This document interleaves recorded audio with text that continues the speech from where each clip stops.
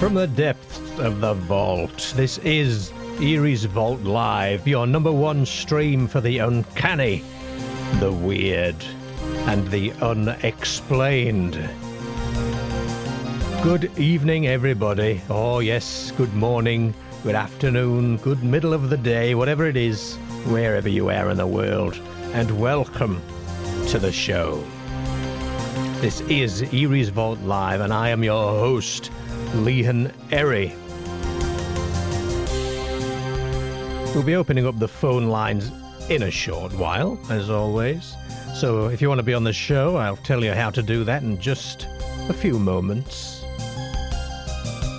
But first, let's begin with a shout out to my patrons: Baroque Lobster, Buster Piles, International Man of Underpants, Todd Van Voris, Farson's Finest, John Douglas, Greg Russell, Gaynor Smith, E.J. Osborne, Emu Cat, Ramona Craig Hill, Pamela Peffer, Andrew Dewey and Keith Say, Pill Collins, Rudolph Hooker, Ryan, Craig McClellan, Zach T, Adam Mitchell, Sawboss, Gregory, Amanda McNeil, Natalie Leach, Catman, Chris Slee, Heather Maund Jones, Melv, Aaron Osborne, Stidbot, Ginger Ninja, Ben Hurl,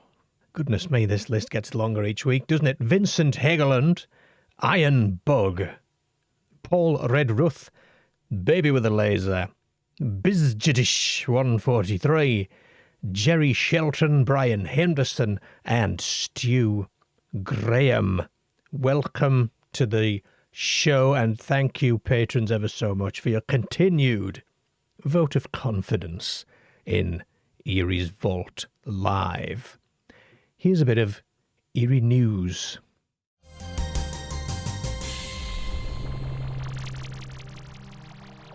So, scientists in Western Australia, and we know we've got some viewers from WA, say that some of the oldest rocks on Earth could hold new clues to how the moon was born.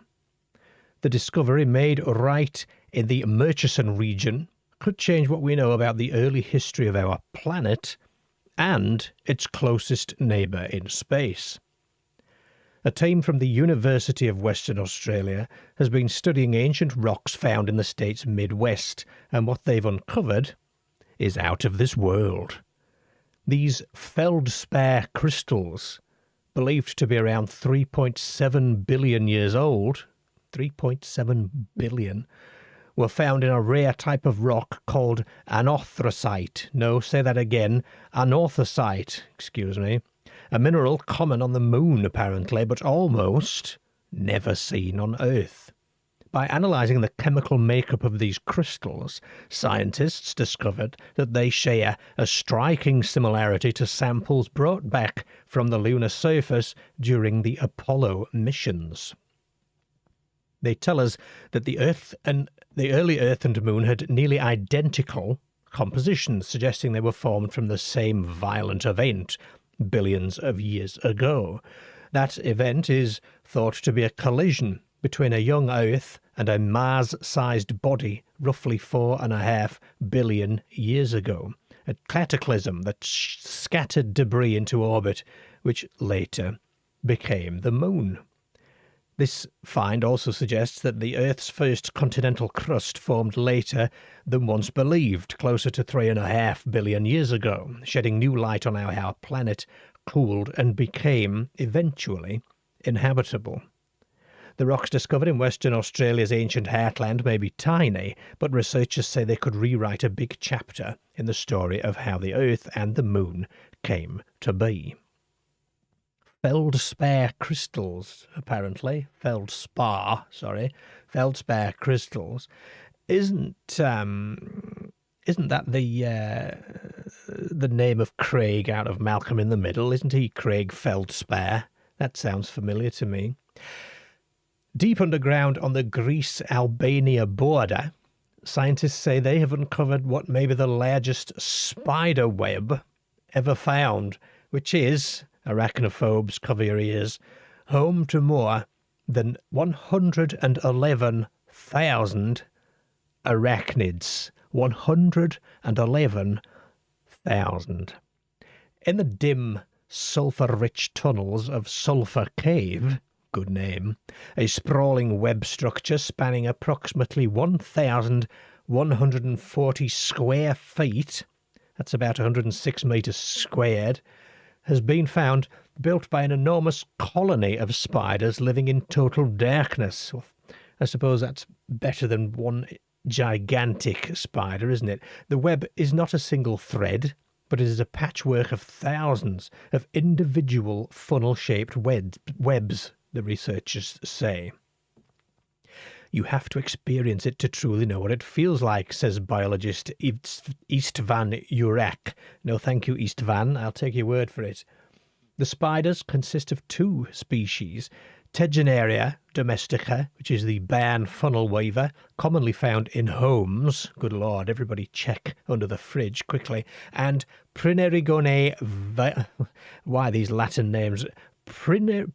Anyway, there's another species, and together they number roughly 69,000 and 42,000 individuals respectively in the colony. And remarkably, these species are not known for forming communal webs, in particularly not in deep underground pitch-black conditions. The ecosystem supporting this colony is unusual. The cave features a sulphur-rich stream and microbial biofilms which feed non-biting midges, apparently, and these midges, guess what? They become lunch for the spiders, don't they? Genetic tests show that the cave-dwelling spiders are distinct from their surface-dwelling relatives, adapted to this extreme, dark environment. While the discovery may sound like something out of a film, a horror film at that, researchers stress the importance of preserving this site. The cave lies across a national border, adding some logistical and conservation challenges. So the next time you shudder at a spider just sitting there minding its own business in the corner of your house, just spare a thought for the 111,000 strong community of spiders weaving away in the darkness of Sulphur Cave. It's not somewhere I've got on my to-go list, I'll tell you that. There's been an urgent update from orbit, with 3 astronauts aboard China's space station finding themselves temporarily stranded after their return capsule was damaged.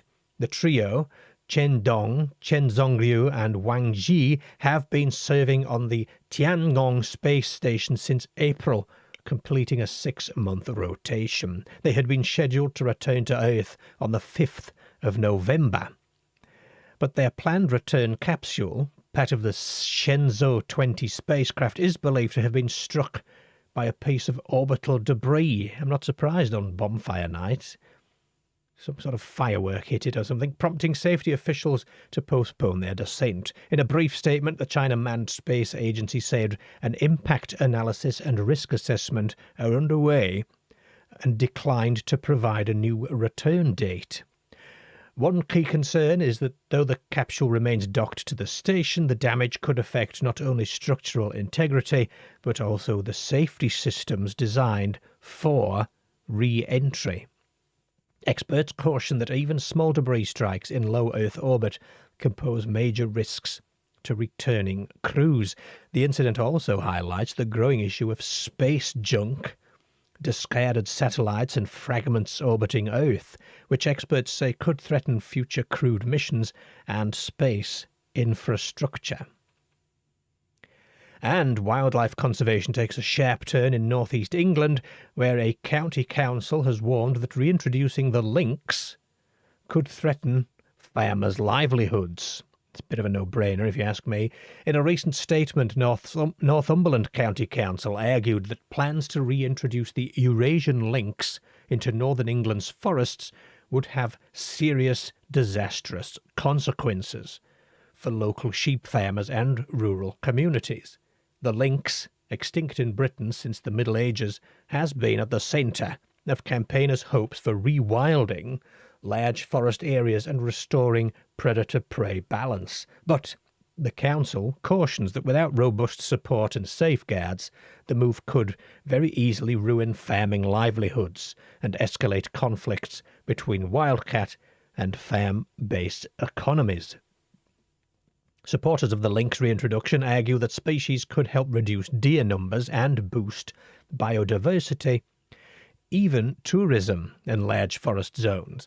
Opponents say that the animal's presence may increase livestock predation, of course, and incur extra costs for farmers and erode their sense of security. The issue reflects a broader tension happening, doesn't it, between conservation and ambitions of agricultural realities of rural Britain. Not such a cosy little hideaway, is it, that people who are not from here believe. So yes, we may see the lynx rewilded. That would be the lynx effect, wouldn't it? Yes, it would. Who have we got in the chat? Let's say hello to some people. I like this bit. We've got Johnny A. Hello, Johnny. Welcome to the show. Buster Piles is with us. Good evening, Buster. Right here on time. And Liz Ace says, great video about Cannock Chase. Yes, thank you, Liz. If you haven't seen the Cannock Chase video as yet. And, you know, I've attempted a more documentary style affair this time with, you know, a couple of changes to title sequences and things. Don't, well, you tell me what you think. You know, you've got to try and do new things sometimes on YouTube, and that's what I'm trying to do. So without moving too far away from our established formula, take a look at that video. I think you'll like it. It's about Cannock Chase's weirdness, from werewolves to the black-eyed children of the moor to the pig man and the UFOs and goodness knows what else is supposed to be there. And patrons, keep your eye on Patreon, because I will be doing a patrons-only follow-up for this one, where I'll give you my real opinions. Not just my scientific stroke speculative opinions. I'll give you my real opinions on what I think about some of this Cannock Chase stuff. We've got Kazam. Hello, Kazam, and welcome to the show. James Glass is here. Hi, James. Welcome. Theme Queen UK. Hello to you. Welcome to the show. We've got Air 6G Cyanide UK. Hello. How is everyone? We seem to be doing well. Thank you. Welcome to the show. Tony D says hello from southwestern Wales. Hello there, Tony D. And who else do we have? Let's have a look. Tony D again there. Paul Williams is with us. Ah, you're Rudolph. Is it so, Paul? If I say that name fast, Rudolph Hooker, you know what it sounds like, don't you? Was that the intention? I think it might have been. Someone's commented on the Cannock Chase video. Well, a number of people have, but to say that I have probably the densest percentage of darkly comedic Patreon supporter names on YouTube, yes. As well as the usual people thinking I'm an AI voice, of course. And one interesting person who said that they preferred the old intro of the videos, but I've never done intros before, so I don't really know what that meant. But yes, A King Plums is with us. Hello, A King Plums, and Darren as well. Hello, Darren. Who else do we have? I don't want to miss anybody out, you see. Blazer. Good evening, Blazer. Welcome. And let's keep going down this list here. Blazer, Darren. Gosh, Kazam says I'm making some of the words up. Yes, that's the way to do it, you see. That's what to do. Emu Cat. Good evening, Emu Cat. Stephen Truth Seeker is with us. Hello, Stephen. Nice to see you. Matt J is with us as well. Good evening, everybody. I think Rob Lane as well, I sure. Hello, Robs. I almost missed you. And William Kane. I almost missed you guys there. Harry Webb as well. Hello, Harry. I must have scrolled inadvertently. And Fleur. Hello, Fleur Bell. Welcome to the show, everybody, I think. Oh, no, Mr. X. Mr. X is there. Hello, Mr. X. Anybody else? I don't want to leave you out. I don't think so. So, yes. So last week, I, of course, as Buster has rightly pointed out, I did stand you up last week. Halloween of all evenings. I know. What a shocker. I actually travelled quite some way to see Duran Duran in concert, actually, who did a curious thing, actually. So it was billed as a Halloween special, and yes, they were very good, but they did a really curious AI affectation on, so they had like a video screen behind them, and it was all weird AI videos, either overlays of their existing music videos to make things look creepy, or just outright weird monsters. But you know, that uncannily just something not quite right about AI. Not my, not my accent or anything, but just that weirdness of AI. That was, it was quite jarring to me to see that on the screen. So nevertheless, it was good. I had intended, and this is something I do. This is something I do often. So I grossly underestimate how long things are going to take. I always have done, probably always will do. So we had to travel all the way to Manchester to see this. And they are still going. Yes, Blazer, they certainly are. And very, very good, a very strong voice, actually. Still a very excellent singer. But then, of course, to travel back up to our undisclosed location in the north, to the coast and near where I am, between the forest and the coast, and well, let's just say it took rather a long time, and I had intended to do a midnight in the vault show, but it took about 4 hours to get back. So yes, by the time I got out, and they were about 40 minutes late beginning as well, then I wasn't here. So I hope you had a good Halloween. What did you all do? I'd like to know what you did in the comments here, or the chat, as we like to call it. Any trick-or-treaters or budding? Have we got anybody here who likes to do up the house, with all the decorations and it? Do you go for it? Like, do you just go for it at Halloween, or are you rather more the just go away and leave me alone type? It's quite a split in the population, isn't there? So yes, my apologies. That's where I was last week. So yes, what can I say? Duran Duran, very good. But the AI was really, really weird. It's just how it is, isn't it? To take part in tonight's show, there are a number of options. You can send a message on WhatsApp, giving a brief outline of what it is you want to discuss, and then wait for my call back. Alternatively, for UK residents, you can call direct on 0141 673 3743 to join the call queue and get through to the live show. And for listeners in the US, you can also call on 929 673 3743. That's 929 Mr. Eerie. That's a New York City number. And if you're too shy to call, then you can always email eeriesvault@gmail.com with your story or your theory, whatever it is you want to talk about, and I can read it out for you on air instead. Remember, this is your show, and I am waiting for your call. Strange encounters, theories about the paranormal, questions about some of the cases I've covered on the channel, whatever it is, as long as it's weird, I want to hear it. Call now to be on Eerie's Vault Live.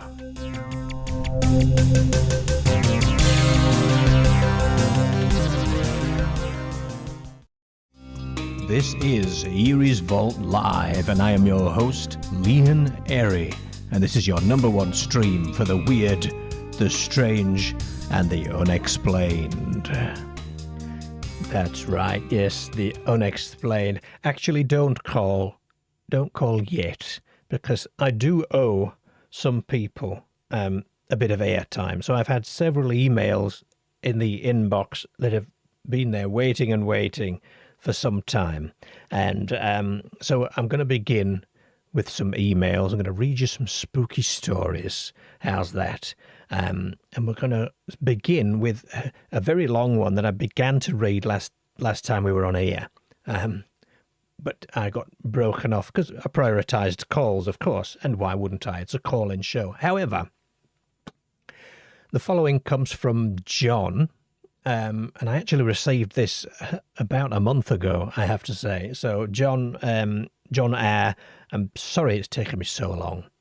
But here we go. I'm going to read all these 3, 4, 5, gosh, maybe not all of them, some of these incidents. So John begins. I just want to tell you that my whole life has been odd, with numerous strange things covering several phenomena happening throughout my entire life. As a child, I had no explanation for any of them. They just petrified me. In my 20s, I only had 3 strange encounters, with one occurring aged 42 and then another aged 50. And between then and now, aged 59, I've had a few more. Some of the things that happened to me are not common knowledge, and others are kind of linked. I spent many moments trying to find an explanation, or trying to make sense of it all. I'm telling you this because I'm not in the best of health. I shall start with my earliest recollections and proceed to the here and now with my thoughts in brackets. My earliest memory, writes John, of being alive was not a memory of family, but of a dream. I was probably under a year old, and I had the same dream until I was about 7. In my dream, I am floating in an unfathomably large, empty darkness, alone, and felt extremely small in the vastness of whatever it was I was floating in. There was absolutely nothing, but I hear a very low, distant humming, which comes nearer but doesn't really come much louder. Still emptiness. Eventually something appears. It's long and irregular in shape, like a long rock or craggy rock-like finger. It gets closer. I am drawn to it until I am like an ant floating on the sea, watching an aircraft carrier from a few feet away. It passes me by, and I realize that it isn't going to help me or pick me up. And I feel horror at the size of it and my smallness amongst space. I was too young at that time to comprehend space. And I woke up, and I had wet the bed. The second incident. I was ill, writes John. Glandular fever, or such like similar disease. I'm about 7 or 9 years old. I awake on the top bed of a bunk bed, my brother below me. It is pitch dark, with just the glow of a streetlight some 50 yards away. I feel scared. I open my eyes. I later put down to delirium what I then saw. But there was what I would now call ethereal, ghostly fishing net, floating and undulating below the ceiling. The net glowed white. Then, as if someone had put their head into the sea, with me beneath the waves looking up, a scary, what could only be called black-haired, wide-eyed, atypical witch's face appeared in front of my face. It looked pure evil, mad, intensely staring into my eyes. I froze. I had that experience again, twice, 2 nights in a row. I would forget about it soon for many years, recalling it only from time to time. The older I got, the less I'd remember it. But in 2008 to 2013, whilst living in County Cork, my mother in Sussex emailed me some family photos from an album she'd been collecting. Opening and looking through one attachment, I practically froze in terror, and my whole life flashed before me. As a photographer of her mother, my maternal mother was the face I had seen as a child. She committed suicide 5 years before I was born. Third incident. I was visiting the dentist as a kid to have some stubborn milk teeth taken out. I was given gas to knock me out, but I recall looking down on myself. I recall thinking, this can't be happening. I'm looking down on myself, it's impossible. I remember seeing blood everywhere, and then cotton wool swabs full of blood upon a Bible on my chest, and thinking, I'm dead. That's my hat. And freaking out before I realized I was totally naked, feeling no pain, and that I was physically in the roof space. The dentist's was on the top floor of a building in East St. Chichester. I am then floating in daylight in bright sunshine above the roof, looking down on all the shoppers, and by now I was enjoying holding my arms out to my side, slightly forward, flying. I dive-bombed the shoppers, shouting at them, but nobody could see or hear me. I felt elated, happy. I flew over the market cross towards the cathedral with the bright sun behind its spire, to which I felt drawn, but it suddenly wasn't the sun.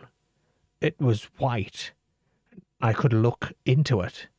I felt drawn to it, and I felt wonderful.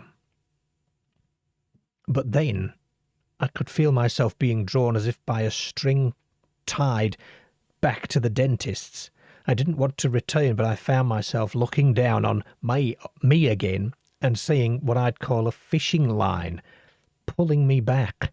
I don't recall going back into myself. I just remember feeling such an incredible sadness having to return. I then woke up feeling rather ill. The next incident was in 1990, along the Blackwater River in Ireland. I was holidaying with a girlfriend I'd just met, and we travelled around Southern Ireland for about 7 or 8 weeks, driving around and camping and visiting a B&B once a week to bathe. We were some ways up along from entering a road that ran beside the river, where the coastal road runs east-west, at Youghal, I think that's pronounced, Youghal, Youghal, with a road running north, leading inland beside the Blackwater River, which we followed. It was gorgeous, almost like somewhere in Canada, a tiny winding road with tall, high, steep slopes covered in trees, many of which were pines. Then hairpins in the road with deep drops, and the water was very dark brown and murky and muddy. The weather was great and sunny, which is rare for Ireland, and at a very remote spot with no houses behind us, no cars passing, we enjoyed the drive, but now and again we'd catch sight of a distant Dracula or Frankenstein-style castle. We spotted it in the distance, each time getting slightly larger, when we came across an old abandoned church, which we then decided to check out. It looked like it was abandoned around the time of the rebellion or later civil war, and it did strike me how weird a church alone with no houses or village nearby.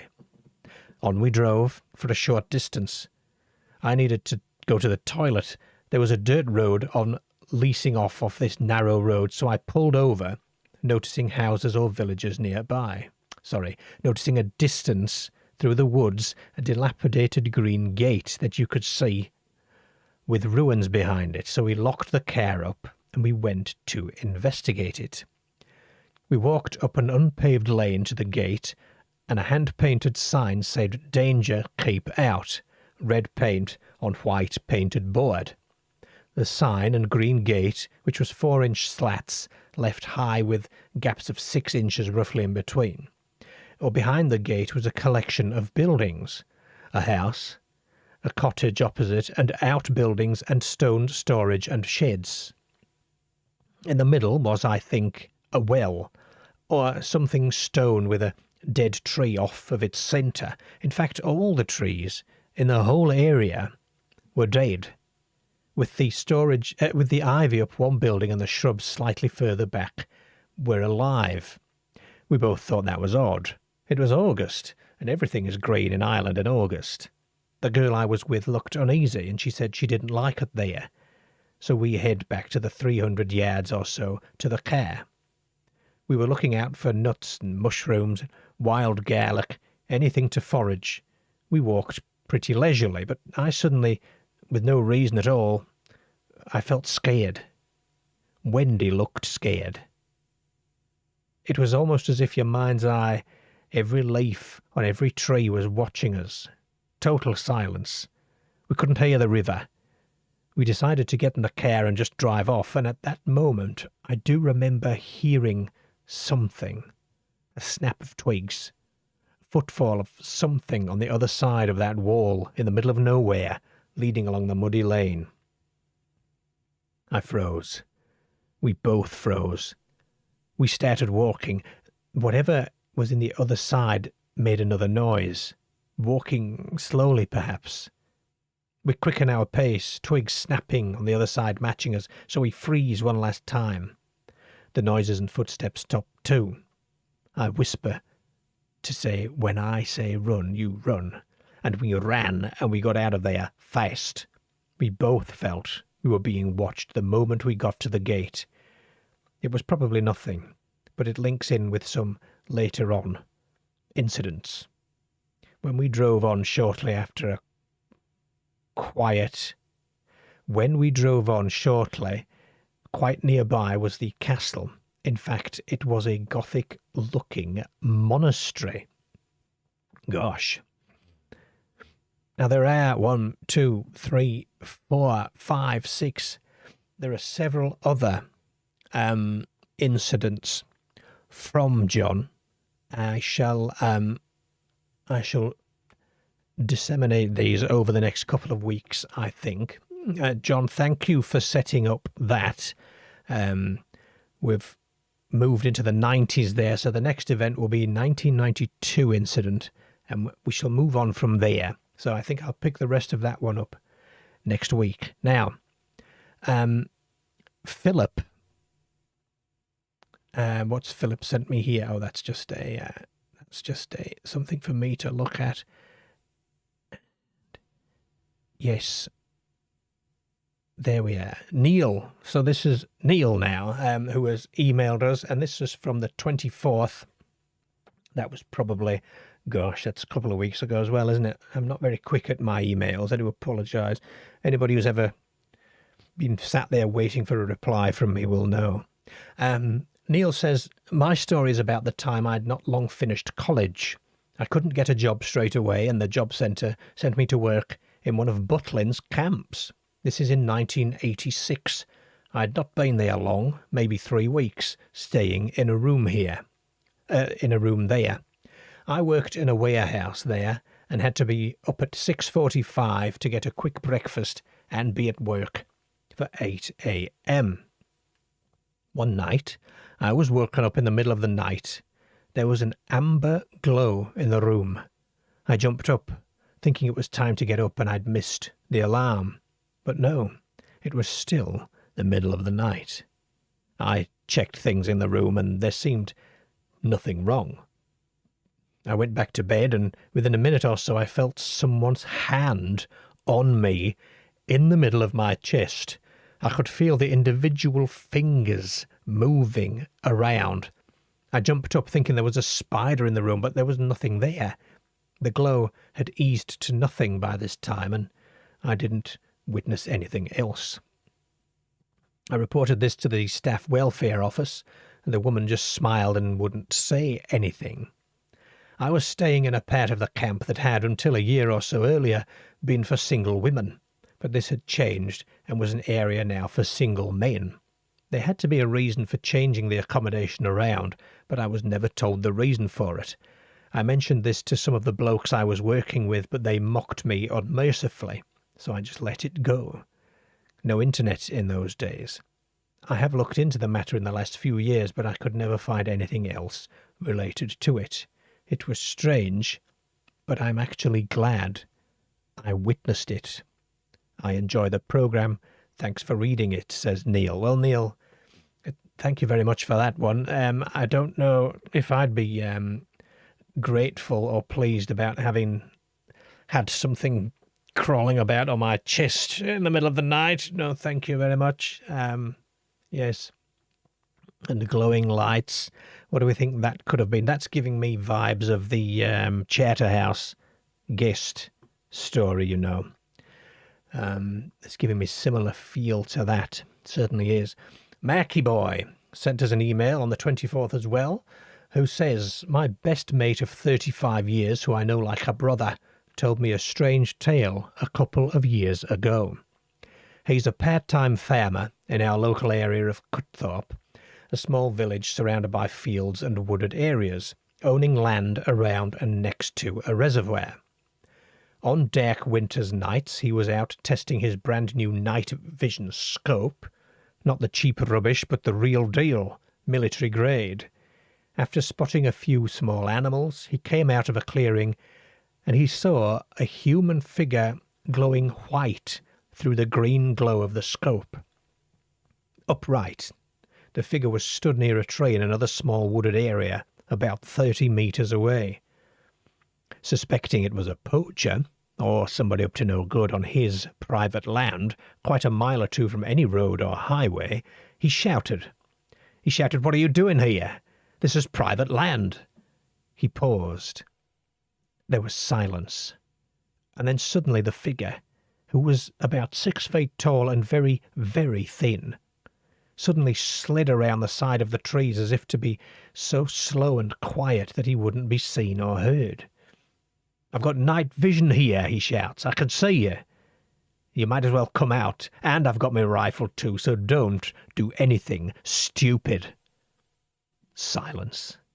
So my mate, being the stealth hunter he is, slowly and quietly crept around the other side of the tree to confront the intruder. To his total astonishment, there wasn't anybody there. The figure had completely vanished. My mate told me there was no way anyone could have walked through the crispy, noisy leaves of winter in total black darkness with no lighting whatsoever, and walked or run away from the wood. This figure had truly vanished into thin air. We joked and we called him the Slender Man. He's never seen anything since, and he isn't the type to make up stories. He actually was shaken by the incident. If he says something, you take it to the bank.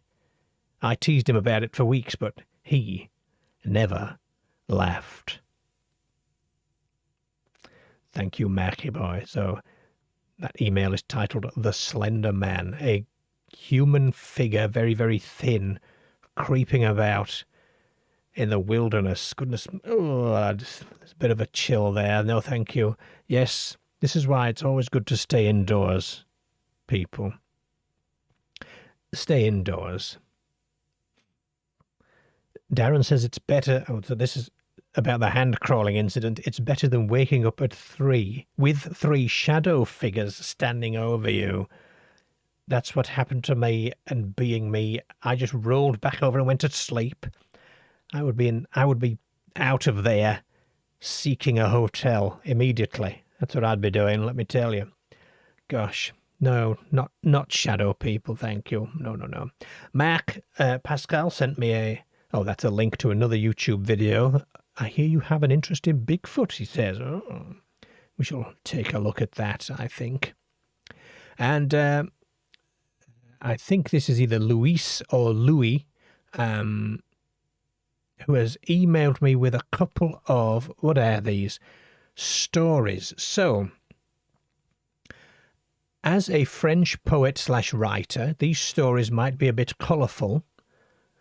You can adapt these as long as the facts stay the same. None of these stories are fiction, they are real.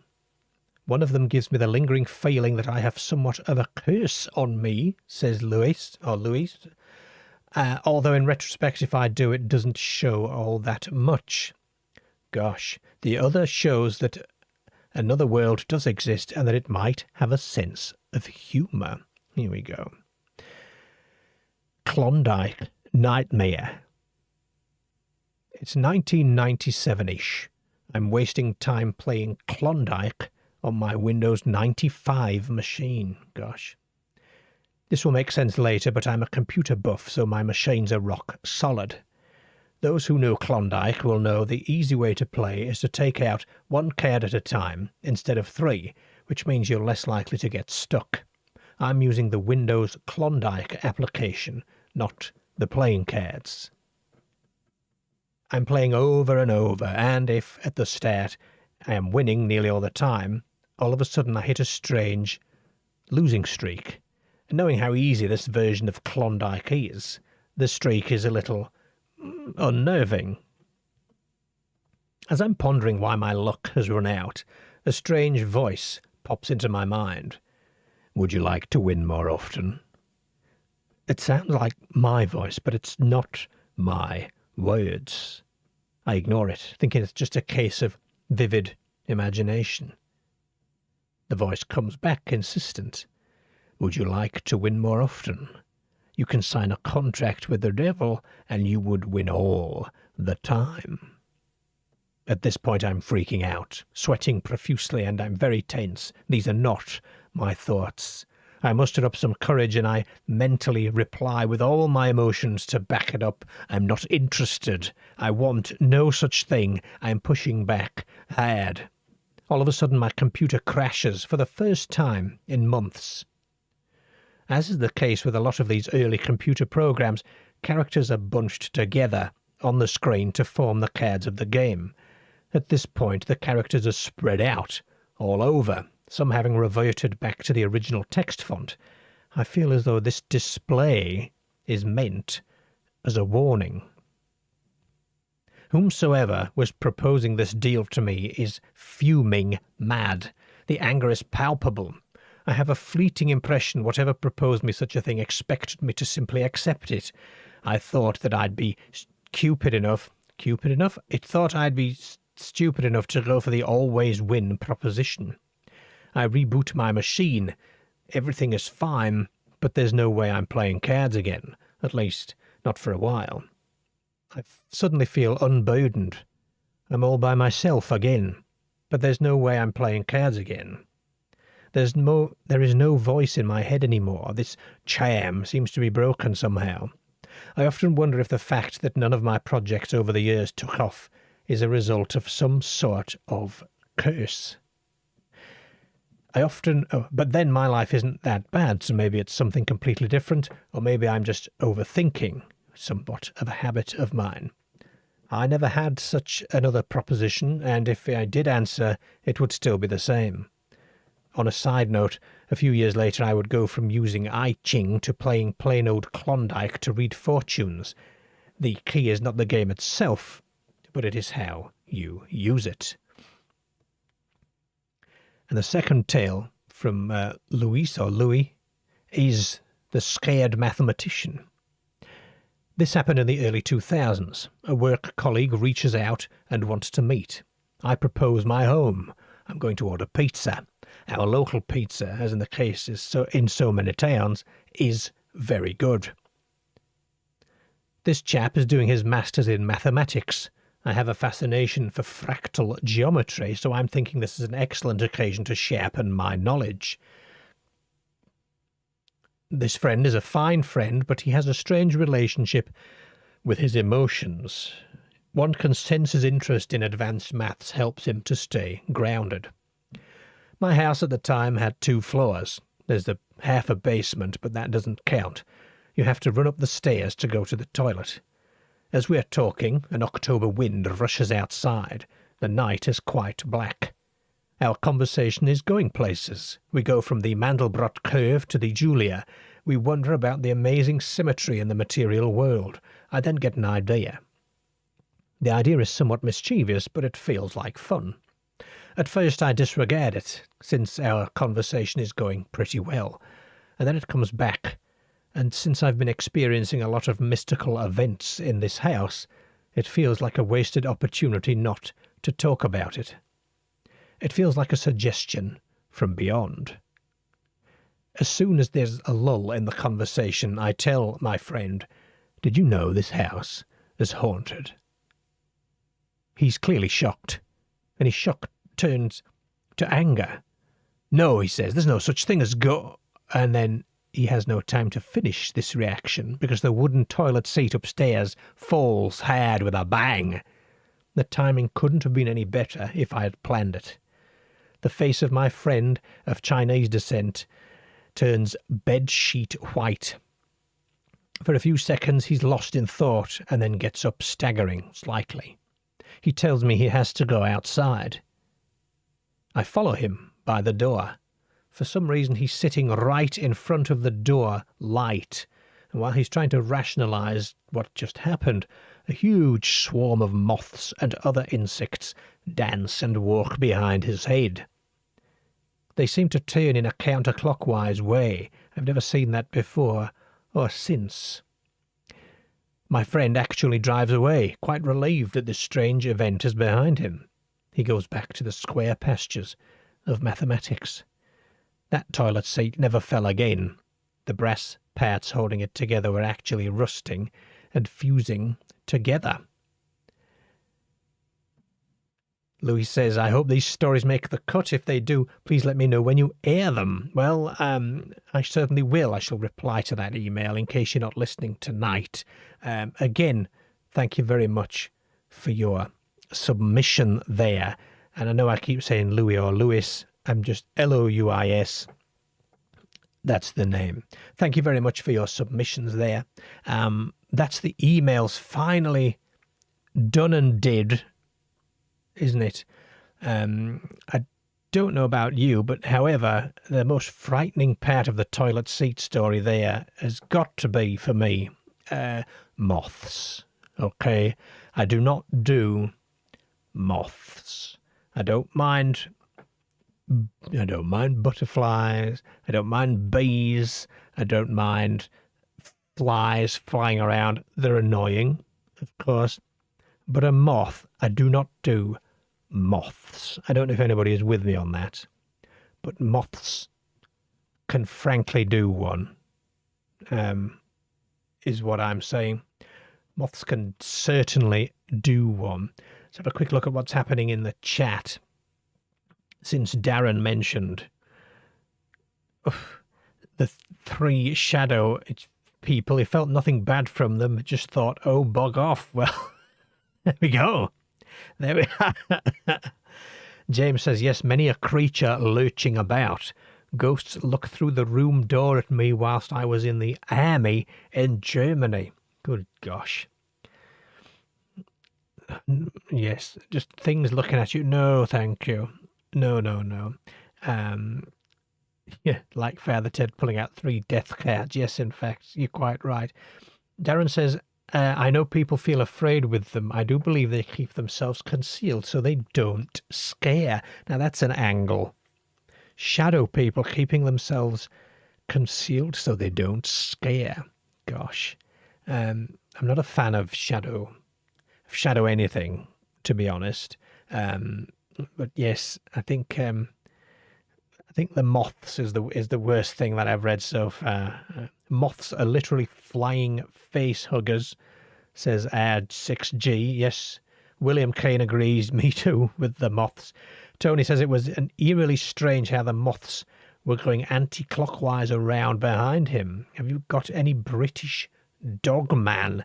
Well, Tony, there have been, I believe, some suggestions that British dogman may be a thing. I cannot think of an exact case this moment in time. Myself, lots of werewolf cases, of course, and things like that. But yes, I believe there are some. Perhaps the chat will know more about it than me. Purple Pipkin says, moths are beautiful, but clothes moths are an utter pest. Now, Mothman, however, is the best. Now, yes, you know, Mothman is actually fascinating to me. And, you know, I was reading about Mothman a couple of weeks ago. And because I like to keep my hand in, a couple of weeks ago, and it segued into, what was it called? Something called the Van Meter Visitor. Has anybody heard of that? That's a weird one. The Van Meter Visitor, which is this winged flying creature, I suppose, that paid a visit to this place. But it was really, really brief, just a really brief encounter. I'm sure it was called Van Meter Visitor or something like that. And of course, we have the headless thing of Hythe in the UK, often referred to as the UK's Mothman. And we also have the Owlman, don't we, of Mornan, which may or may not be just complete fabrication, but we don't know, do we? Van Meter Visitor, it was called. I may cover it on the channel at some point. I like to stick to the UK stuff, really, if I can. But yes, Van Meter Visitor. Let me briefly just check that I'm not making this up. Van Meter, yes. A cryptid. Story of the Van Meter Visitor. Here you go. So, a legendary creature was reported to be seen over the course of several nights in late September of 1903. Residents reported seeing a bat-like creature that emitted a bright, blinding light from a horn on its head. It also had giant wings, and a newspaper at the time reported that every man, woman, and child in the town was in a state of terror. The creature was first spotted by a respectable local businessman who saw it perched on top of a building. Soon after, more sightings occurred, with the visitor reportedly flying at incredible speeds and terrorizing the town. Inhabitants tried to shoot at the mysterious beast, of course they would, and chase it down, but to no avail. Many townspeople thought they dug too deep into the mine, and that this mysterious beast came out. There have been other reported sightings over the years, with the most recent coming in 2020 near Boone in Iowa. These sightings have all called this mysterious beast a giant bird. The true nature of the Van Meter Visitor remains a mystery, and maybe that's what makes the story so enduring. It's a reminder that even in our modern world, there is still room for tales that defy easy explanation. Yes, of course, and that's from iowapbs.org. And there's a video about it as well, which I'm going to have a watch of later on. And yes, of course, we have Spring-Heeled Jack, don't we, Rob? That's correct. Yes, we do. Is it true that these creatures were seen in Russia? I'm not sure, Super Michelle DJ. I'm not sure about that. I'd have to check that out, I think. So, yes, the Van Meter Visitor, there you go. And, of course, there are lots of flying entities reported. There's the Aswang in the Philippines. There's the, there's several in Africa, and I can't think what they're called off the top of my head. And of course, pterodactyls, and Fleur told us about pterodactyls buried in the catacombs of France and things like that. All sorts of weird things, aren't there? I mean, a channel like this could just dig into it forever and ever and ever, because it's when you look at the well-known cases that you find the odd underreported ones as well. There's the other one, what is it? Oh gosh, the Bibendum entity or something, which is like a spectral Michelin tire man ghost thing. I'm sure it's called the Bibendum entity. I don't think that one's British either, hence why I haven't covered it. But yes, the Bibendum entity.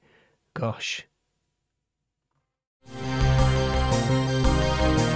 To take part in tonight's show, there are a number of options. You can send a message on WhatsApp giving a brief outline of what it is you want to discuss, and then wait for my call back. Alternatively, for UK residents, you can call direct on 0141 673 3743 to join the call queue and get through to the live show. And for listeners in the US, you can also call on 929 673 3743. That's 929 Mr. Eerie. That's a New York City number. And if you're too shy to call, then you can always email eeriesvault@gmail.com with your story or your theory, whatever it is you want to talk about, and I can read it out for you on air and state. Remember, this is your show, and I am waiting for your call. Strange encounters, theories about the paranormal, questions about some of the cases I've covered on the channel, whatever it is, as long as it's weird, I want to hear it. Call now to be on Eerie's Vault Live.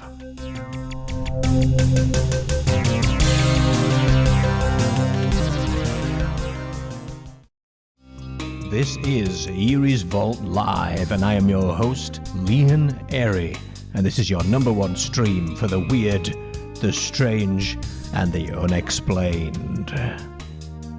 That's right, the unexplained. Yes. I always want to edit that out when I hear it. So the lines are open now. We can go for it. It's 0141 Mr. Eerie.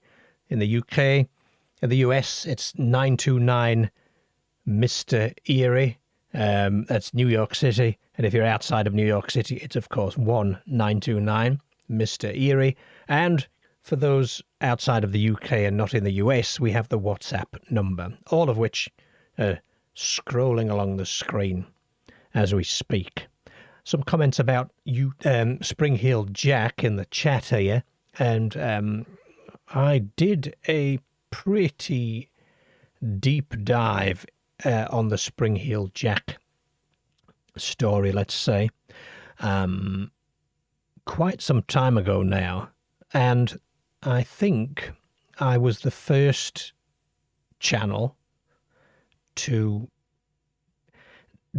dig into it as much as I did, and to find out one particular reported anomaly, let's call it, that nobody else had ever mentioned before about the Spring-Heeled Jack case, and that is that he was reported not only as the fire-breathing, or rather blue flame-breathing, clawed humanoid, but also as a series of animal ghosts, including a giant baboon, yes, and a spectral white bull. And I believe I was the first channel I've ever seen, anyway, who actually found this out, because of course I like to dig into newspapers. Whenever there's reports of something in the newspaper, I love to dig into that, and gosh, I found a hell of a lot on Spring-Heeled Jack. I really did. So, yes, there's a really deep dive video on that very topic, which I've done. I've put a link in the chat. I often wonder what happens to my older videos, you know, and if they're just even visible to people or whatever. So there it is. There's the link for you. You can watch that after the show, of course. So yes, the lines are open. You can see the numbers on the screen there. And of course, if you're too shy, you can email, can't you, as well. So on eeriesvault.com, we luckily have a number of case files, because I feel rather unprepared for tonight's show. Generally, I would write something to, which is called the emergency no calls script, and I'd have a read through that. I haven't done that today, but luckily on eeriesvault.com we have our case files, which have been slowly collecting for some time, by way of a Google form where you can just submit your own case. So what I'm going to do first, before I read some of these out, is I'm going to put that link into the chat as well for you. So this is submit a case file. Right there. That'll take you to a Google document which allows you to submit your own story into the database, and of course then it's visible on the website. And I haven't really looked through these very much.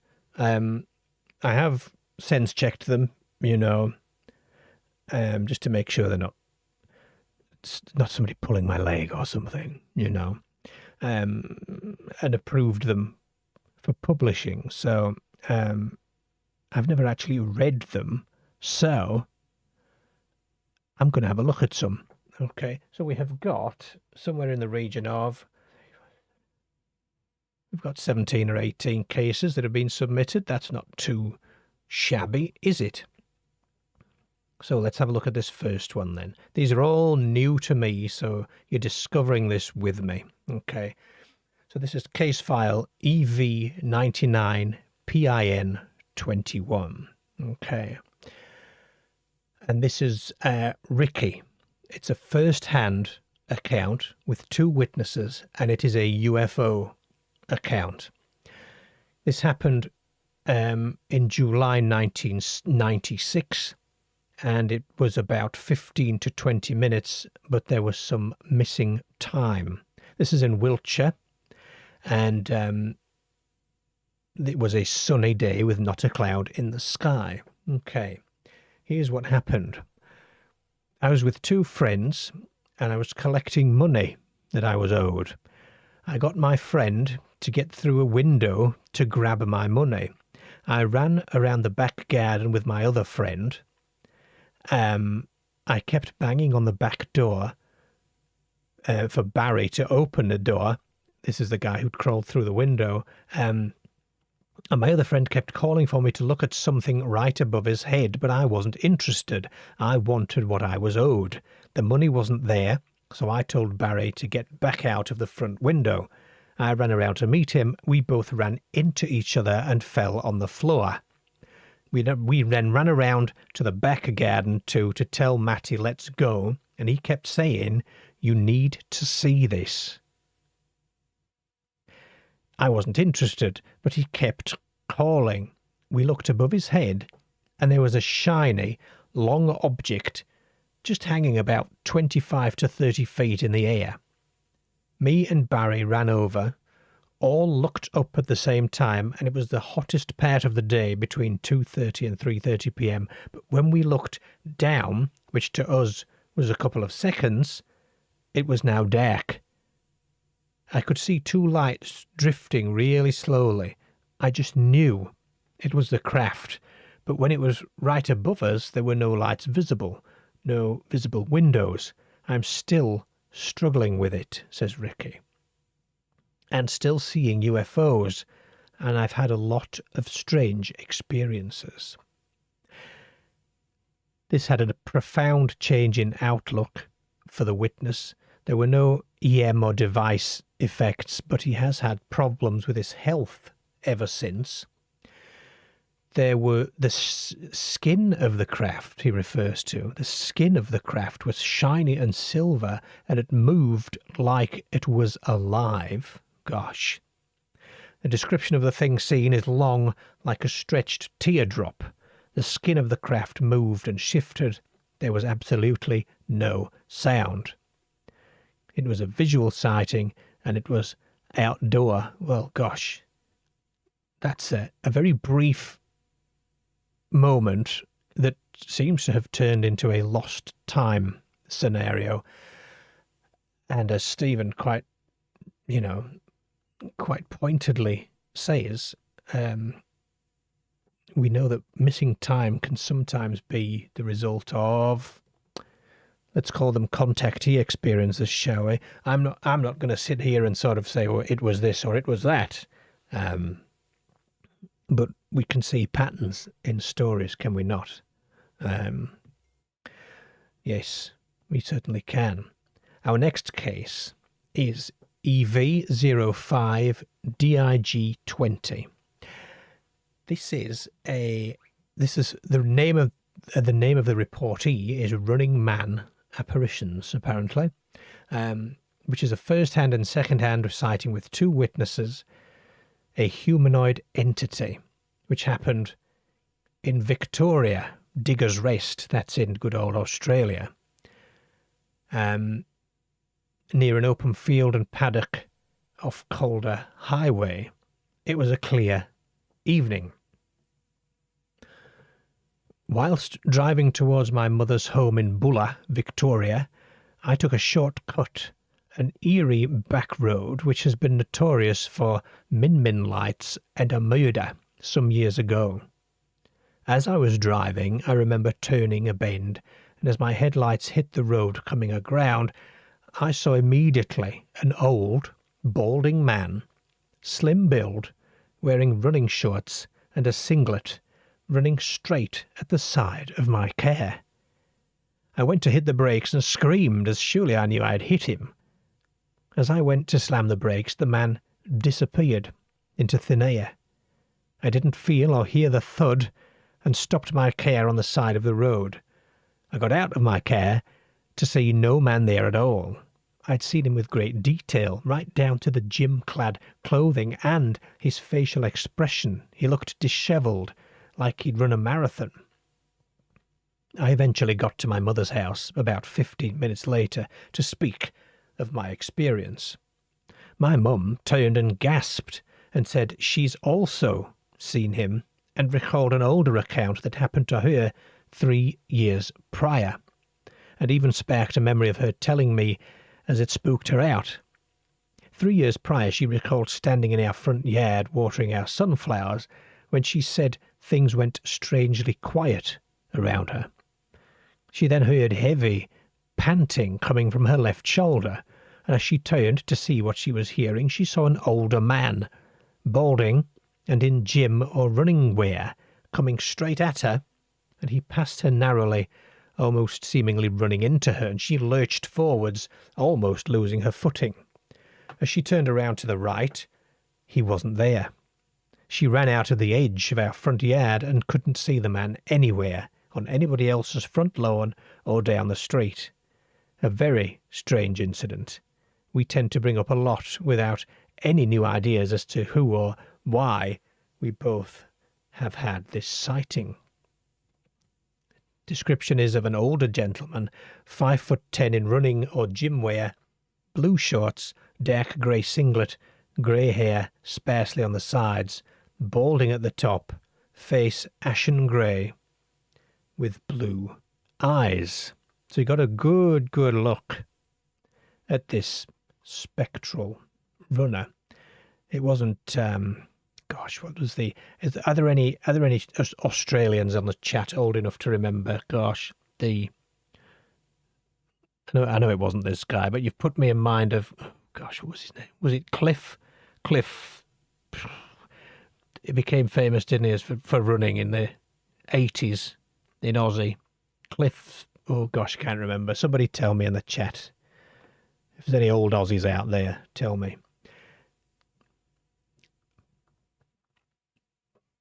EV3019. This report comes from Chris. It's a second-hand report of a UFO. It happened, it says Caribbean/England here, and it's caused psychological damage to the witness. This may be a little unusual, writes Chris. But my grandfather once told me a story that was told to him by his father, who got it from his father. It goes back almost 200 years, actually. Set to the scene a little here. My grandfather was born and raised in a tiny village in the southeast of England, and despite its size, it was an important place for the top brass of the Royal Navy in the past, because Admiral Nelson had sort of adopted it as one of his little country retreats. He would regularly see his mistress there.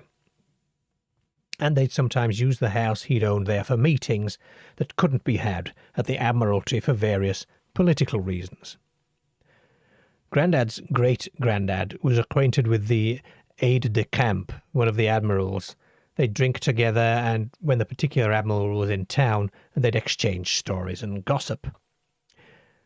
One time he told him that the purpose of that week's meeting was to discuss the claims of a sailor that had been spirited away from his post halfway around the world in the Caribbean to London.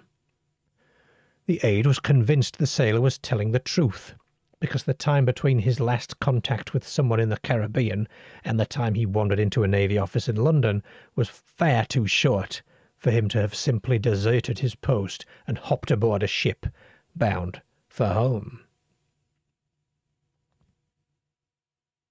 We're talking less than a week here, when normally a ship would need over a month to get from where he was posted to England. The sailor was ranting about being taken by demons. They claimed they tortured him before dropping him off in London. He kept begging them to fetch a priest so he could be blessed. The sailor in question was not a troublemaker. His CO had described him as a good sailor who did his duties very well and was not the type to drink to excess or go AWOL. The admiral didn't believe he had deserted his post and was making up a story to get himself out of trouble, considering that he actually sought out Navy personnel to help him in the first place. The aide told great-great-great-granddad the admirals were debating what to do with him. They believed his story, primarily because it was impossible for him to have gotten from the Caribbean to London in such a short time, but couldn't exactly take it to the government or the king and make it public because it was so ludicrous. Grandad didn't know what ultimately became of that sailor, but he suspected the poor guy was committed to an asylum, and the whole thing was swept under the rug. I have never been able to find out anything about this story on the internet, so if it did happen, it was definitely hushed up. Thinking about it nowadays, this is a textbook case of alien abduction, but through the lens of a superstitious 19th century sailor, they would definitely have seemed like demons to him. It wouldn't be the first time someone in the age of sail had found themselves transported halfway across the world. The 1593 case of the soldier who had been transported from Manila to Mexico City has always been a fascination of mine. Well, thank you for that one, Chris. That's actually... I rather like that one, I have to say. What a spooky, spooky story. I wonder what happened to the sailor. I wonder how he got there. Cliff Young, that's it. Well done, count backwards. Gosh, have a gold star. Cliff Young, that's the chap. Melbourne's champion of running, I think he was. We'll have another one just before we have a brief break. We'll have another one here. This is EV13 WOR 18. Daniel sends us this first-hand account with 2 witnesses, and this one's another UFO story. It happened in 2013 and took about 5 minutes. It happened in Worksop on a clear day. They saw something blacker than the sky, blurred out stars behind it, and something that was cloaked like invisibility.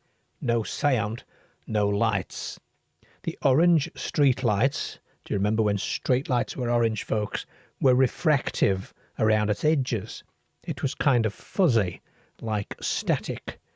Later that following year, I had another profound encounter involving 2 star-like objects crossing the sky from different directions, like one was on an interception course.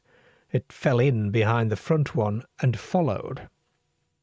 I got a powerful laser pen and zapped it at them both in pulses. They stopped dead, and after a few seconds the first object carried on its course, but the second one began to move back towards my location until it stopped above my house. I watched as it blended in, looking just like a star, but it seemed more in orbit than far away in space.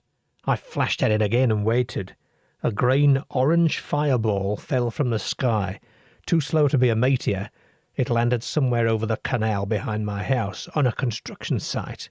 I ran into the house and locked the doors and windows, and as a terrible feeling I was not alone or was being watched for the rest of the evening.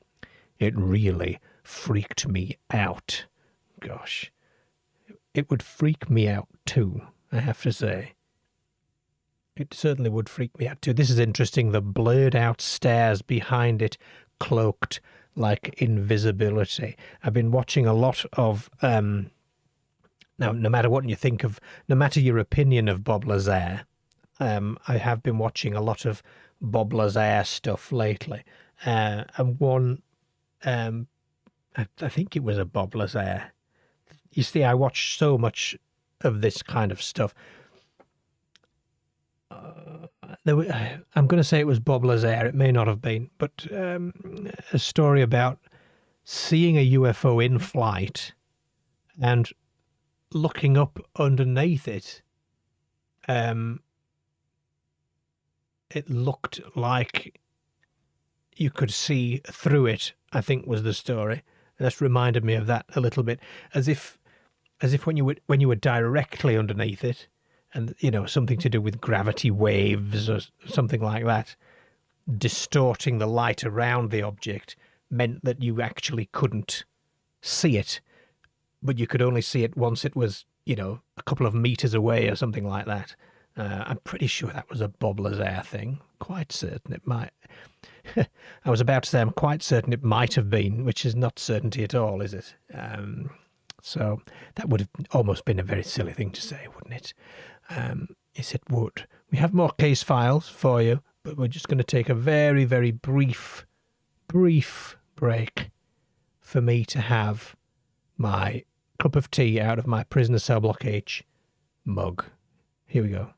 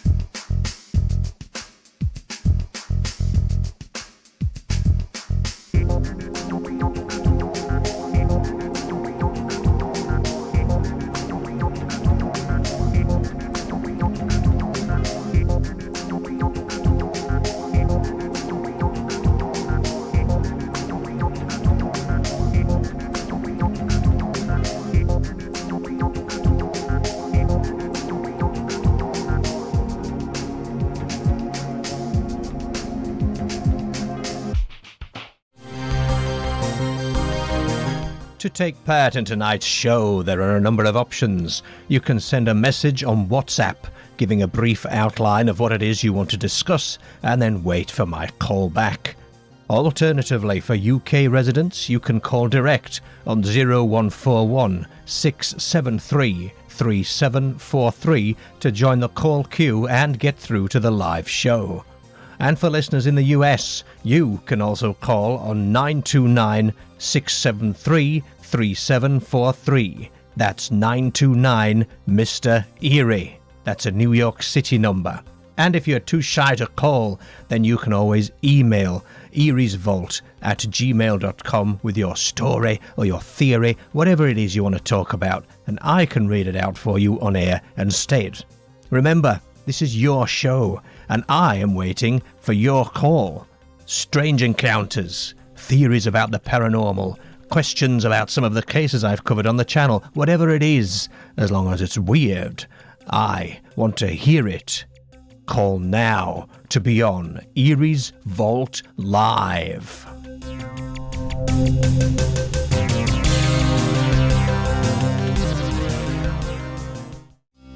This is Eerie's Vault Live, and I am your host, Leon Eerie, and this is your number one stream for the weird, the strange, and the unexplained. That's right, the unexplained. That's it. Although we call it the unexplained, don't we? But we spend a heck of a lot of time trying to explain it, don't we? I certainly do. I often, when I spoke to Preston Dennett recently, I realised I was really just looking for an explanation from Preston. A man who, you cannot deny is a giant in the field, let's be honest. And I realised the more I was asking Preston questions, that the answer isn't always the interesting part, if you know what I mean. That the answer isn't always the good bit. I enjoy mystery. I enjoy speculating about what things might have been. What did they see? What did they experience? All that kind of thing. And often an answer, well, there are no answers. That's the thing. I mean, if you go to the world of Bigfoot, it's the mystery, isn't it? And the what if, because it's so plausible. And it is. It's probably the most plausible of all the mysteries of the universe. Is probably that there is a Bigfoot. But when you say we're looking for answers, maybe we do have answers already. Maybe it is all fake. Maybe it is all made up. Maybe that is the answer. But somehow I don't think so. But I wonder if there is one big truth, or just lots and lots of little truths. That's often what I wonder. Stephen says, "I want the truth, Eerie." What do you think the truth is, Stephen? In all of this, suspenseful, mysterious, unexplained, sort of obfuscated malarkey, let's say. Two words that didn't belong in a sentence really, but yes, obfuscated malarkey, let's call it. What do we think the answer really is? When it's a mystery, you're still ignorant from the truth. I suppose that's correct. As with anything you don't have an answer for. Because, some people take the word ignorant as a insult, don't they? I'm quite willing to concede that, yes, I am probably ignorant of many things purely because I don't know about them, And we have a call coming in. Hold that thought, ladies and gents. Oh, let me flick to the correct screen. Hello, you're on Eerie's Vault Live. Hello, Eerie. How are Good you? evening. I'm not so bad. How are you? Doing good, doing good. What's the answer, Uh, Fleur? What's the answer to it all? I think it's just wait and see if we can actually find out what the truth is. I think there are some truths that are hidden, some truths that are in plain sight, in my opinion. You think? Do you think the ones that are hidden, who's hiding them? That's what I want to know. Well, a lot of people say the government, some people just say that we can't see things with our naked eye. I suppose that's how some people see it, but I think it just depends on the person, I suppose.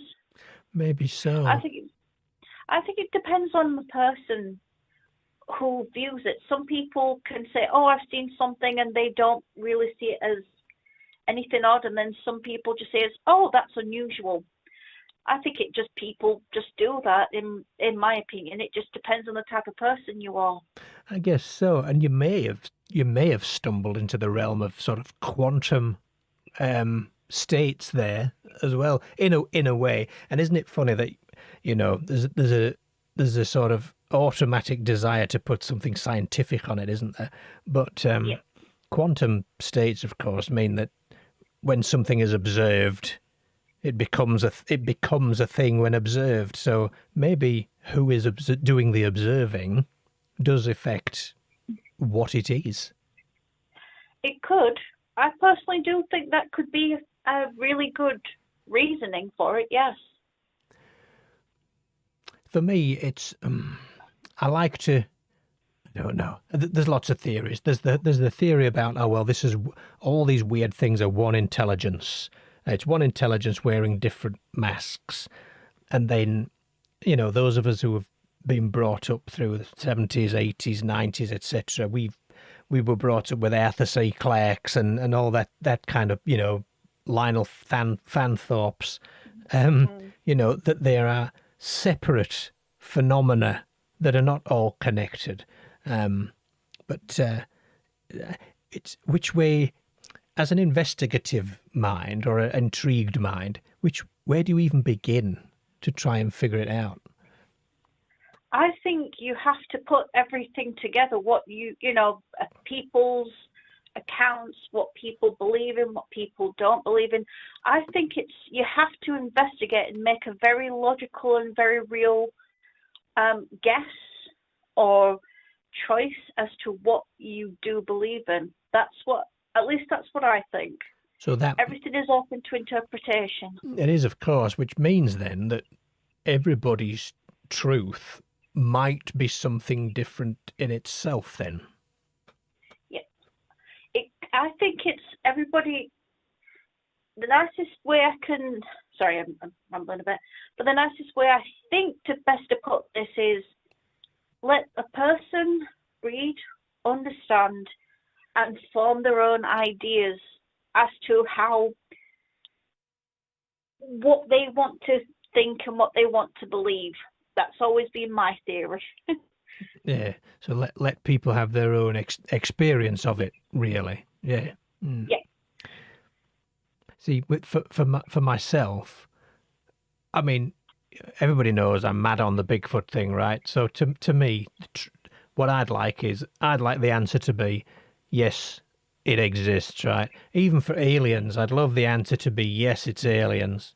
But for things like ghosts and stuff like that, that that area, hauntings and ghosts, and the tragedy and misery of all that, I don't want tragedy and misery to be real.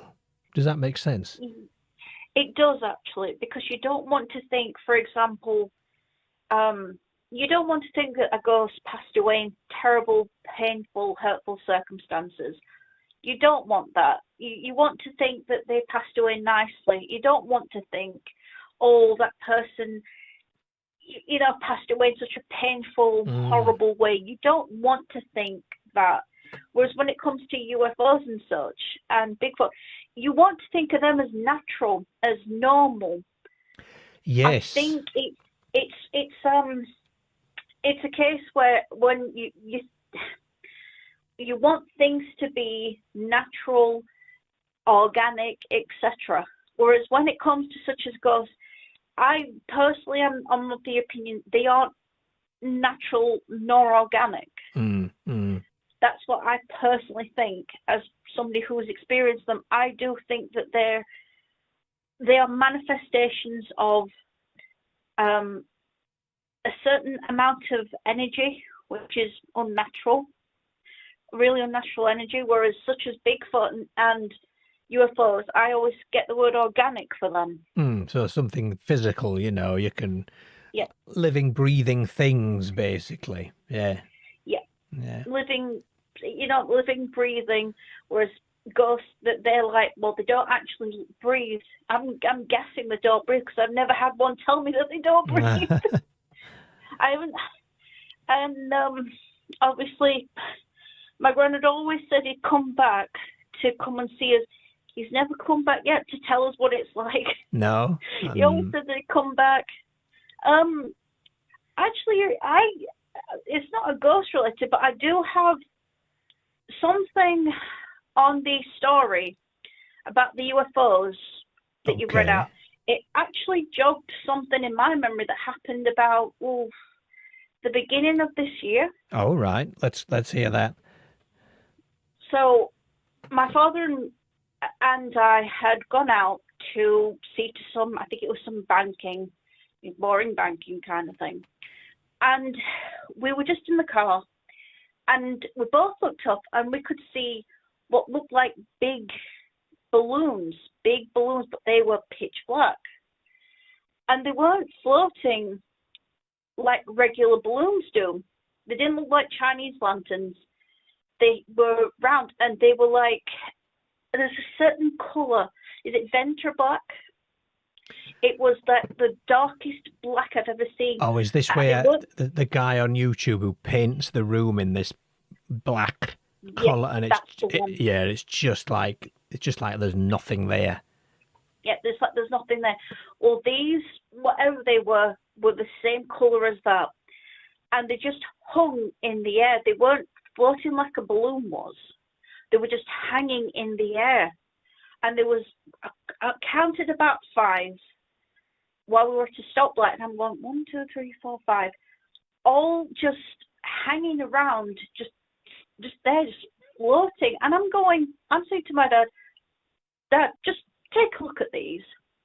What are they? Because he's worked in the aeronautics industry for years. Okay.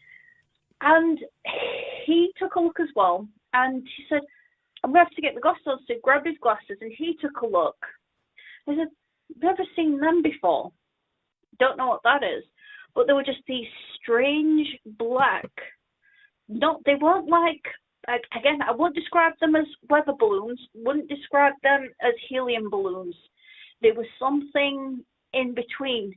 But they were absolutely pitch black. You couldn't see anything through them. With helium balloons, you can usually see like, as the light comes off of the metallics. These didn't have it. It looked as though it was painted in Venture black. I've never seen these before. And when you really looked at them, they were completely smooth. Not balloon smooth, not Chinese lantern. It was like smooth, completely smooth. Like, imagine a drop of black ink. It was like black ink in the sky, just these drops of black ink. And we watched them as we passed through town. Obviously, I'm keeping an eye on them. Dad's driving, and we noticed that they were starting to move a little bit, but not as though, again, not in the wind. So we just watched, waited a couple of minutes, and then we had to go and do what we needed to do. So we didn't think much of it, and when we drove back, we didn't see anything. And I was kind of, confused. I was confused, like, wonder what those were. Has anybody, again, I won't disclose where I live, but has anybody seen those things around? Kind of odd, about a couple of months back. if anybody's in the chat that has seen these or something similar, I'd love to know. It sounds like the I don't know if there's any other gamers out there. It sounds like the brain BTs from Death Stranding. I've never seen those, but it was just so weird to see these. Just honestly, they looked like huge black spheres, like as though it painted in Ventra black. I've never seen anything like them. Obviously, I've seen balloons, I've seen Chinese lanterns, and they didn't move. They didn't move on the wind. They weren't drones. And we just stared at them. We didn't see them. So were they as home. Were they actual? So, do you think they were three-dimensional objects in our space, or could they have been more like, well, let's say a portal of some description? Well, in my opinion, I think that they didn't. I think if possible, they might have been not a portal, but I do think they probably may have been some kind of craft that we just don't know about. Because again, I was quite logical about it, so I obviously didn't get flight radar. I should have had flight radar. It keeps coming up, that app, doesn't it? Yeah. It does. Again, I use every time I hear something odd in the sky, I go, oh, what's that? And go on to there. But like I said, I don't think these are portals because they wouldn't have. How can I describe it? I don't think they were portals. I think there was something else, but what, I don't know. But they didn't seem threatening. They just hung there. We were like, oh, that's different, and just carried on. Like, oh, that's different, and then just went on our days, and we didn't see them again. And I don't think anybody actually mentioned anything about them. Did they make any noise or any sort of identifying? No markings. We couldn't see any markings. We couldn't see any kind of window panels. Nothing. Like again, I'm just saying it's a UFO because I couldn't identify them, and my dad couldn't identify them, and the way that they were acting was just very strange. I know that there have been, Chinese weather balloons in the US, but those weren't weather balloons. They didn't, we all know what a balloon or a helium balloon or any kind of balloon looks like. We know how drones look. That wasn't a drone. That wasn't. Just a weird black sphere. Goodness me. And you kind of felt as well, while we were in the car, you kind of felt like you were being followed, which was strange. Okay. It was because every time that you would look up, you could see them. Like we would drive on, and you could see them above you, and I'm like, they were all the way over there. I'm just going, they're all the way over there. And then obviously you'd sort of then look again and go, why are they above us? Every time that you see them above. So we just sort of like went weird.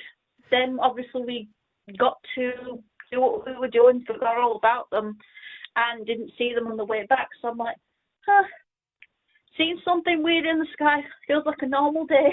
Just a normal day for you, yeah. Do you think they were following you, or do you think that your perception of them was affected somehow?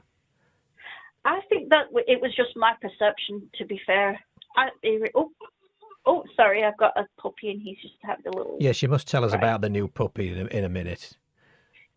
Yep, sorry about that. I personally think that it might have just been my perspective that they were following us because they were floating. The way they were, like I said, the way they were floating, they weren't high up in the sky, but they were just enough so you could see them, but you would have to go way up in a helicopter or a small plane to actually view them correctly. that's one of the things that I believed. But it also got quite interesting because less than a week afterwards, we had a Chinook flying around late at night. So I'm like, strange. What would a Chinook be doing around this area where there's Okay. no military bases? Okay. And all we could, again, this thing was flying around, absolutely going ballistic. It was flying around, and I'm like, weird. So I kept watching it, and it was as though it was flying around chasing something. You could see at the front that it was looking for something, but I'm like, So is strange, this weird coincidence. is this the Chinook with the?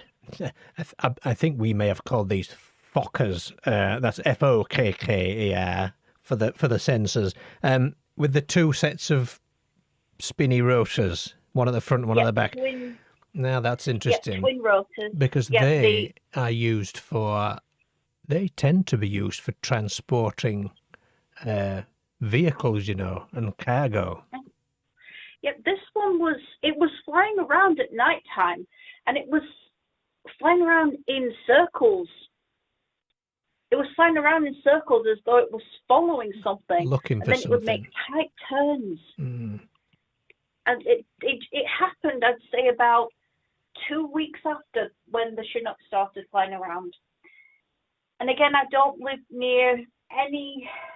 Well, I do know of some military bases, but obviously, again, good old flight radar wasn't producing anything. So I'm like, okay, I've got a Chinook in the air. It's flying around. It's driving the dog. Well, my former dog is driving the former dog crazy. So how very odd. What is going on there? Yeah, it's from my perspective. They just when a Chinook flying around afterwards. Where somebody else might think, well, that's two separate incidents. Maybe it's nothing, but another person might think they're related, right? Yep, it's just my interpretation of what it is. Anybody in the chat can agree or disagree on it. Of course. It's just a bit strange of the timing. Yeah, I agree. Tell us about the dog then before we go. Tell us about the little doggy. Well, my previous Fox Terrier passed away, so I've got a new little dog, and he's about 3 months old. Oh. And at the moment, he actually likes listening to your videos. I put them on, and he just puts his head. At the moment, he can hear me talking to you, and he's just like, oh, why aren't you talking to me? He's getting jealous. Yeah. Are you getting jealous? His name's Tricket. Oh, hello, Tricket. Tricket. Who's this Tricket? Yeah, he's gone back to sleep. My first canine caller. There we go. But yep, anybody can, in the chat, anyone, you can have your theories, Eerie, about it. But like I said, to me, odd coincidences, but it could just be separate. Who knows? That's great. Well, Fleur, as always, thank you very much for the call. We shall let the chat do its thing and discuss it. We sound to it. And good night, Was it Tricket? Tricket? Tricket. Good night, Tricket. He was named after my great-great-grandfather. Oh, jolly good. Well, good night, Tricket, and good night, Fleur. Thank you very much. Good night, Eerie. You have a nice night. Yes, you too. Talk Cheerio. To you Bye-bye. Bye. So a Chinook after a couple of days, was it weeks, days? I've forgotten already. I'm sorry, I'm getting old. A couple of days after a Chinook. So these things, as far as I know, they're used for carrying vehicles or fuel, things like that, or, missiles and all that kind of thing, I imagine. Sort of picking up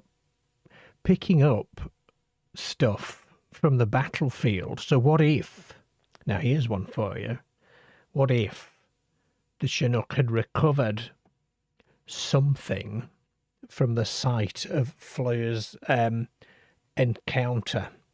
How's that grab you? We've got somebody here on the WhatsApp. I have a strange experience from my youth.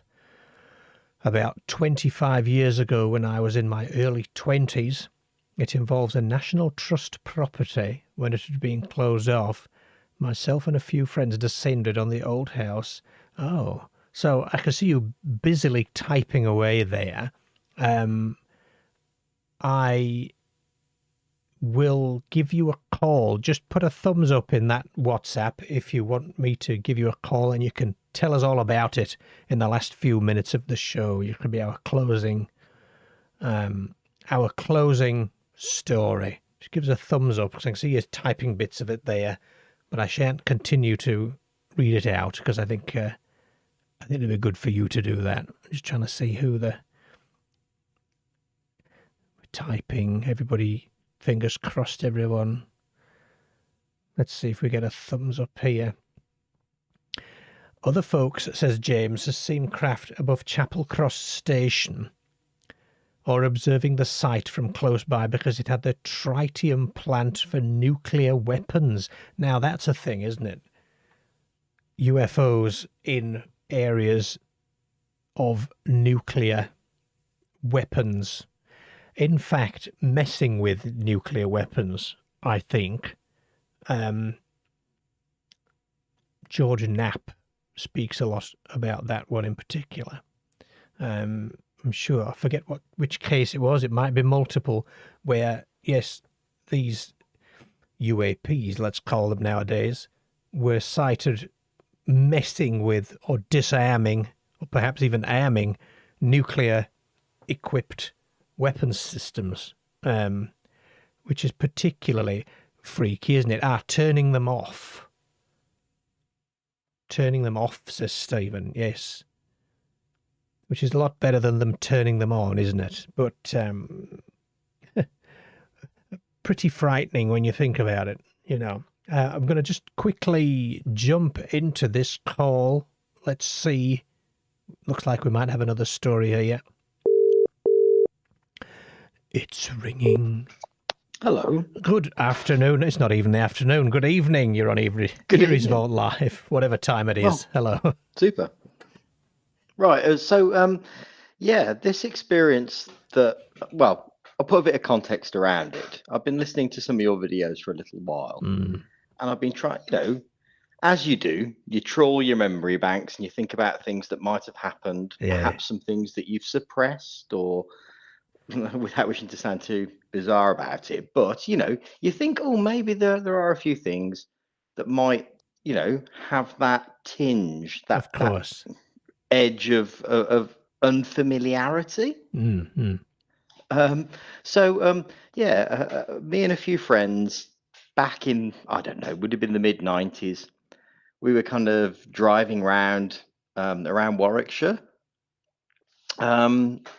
Sort of more around sort of the Birmingham area, but on the edges of Warwickshire. Right.